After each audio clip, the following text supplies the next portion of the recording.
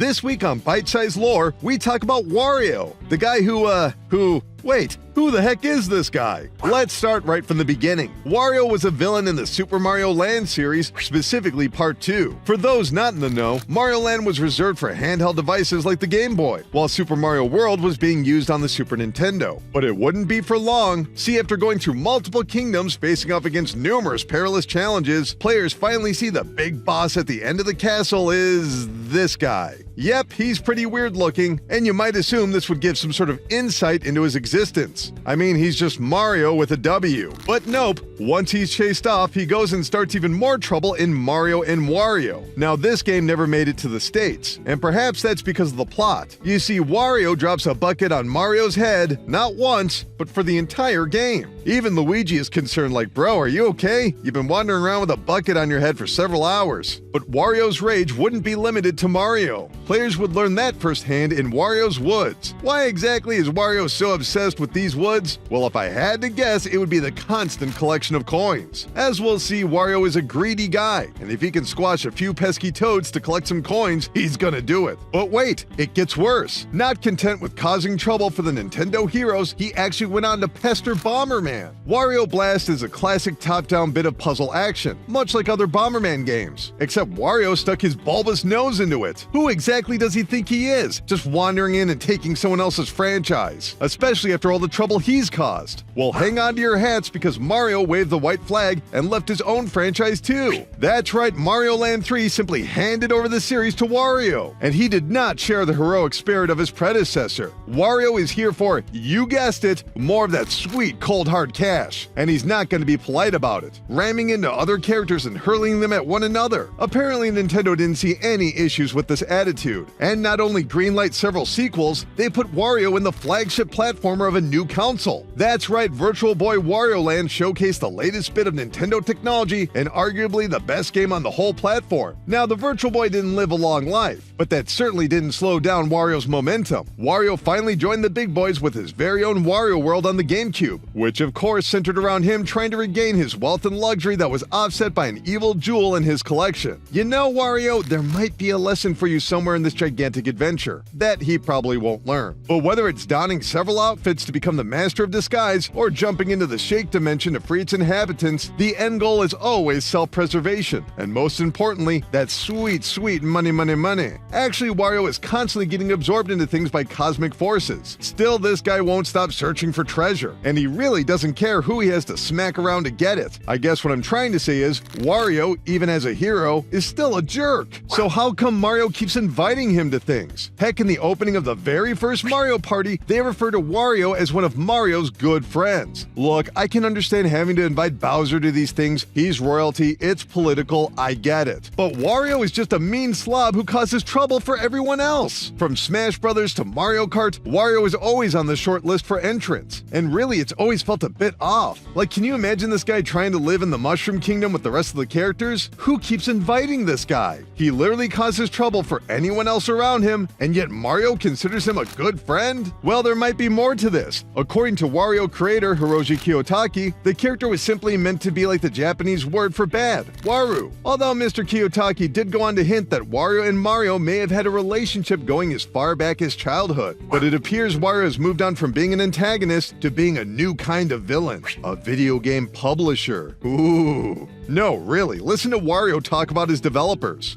Now I just need to convince these chumps to do all the work. Hey there, Jimmy. I need you to make some games for me.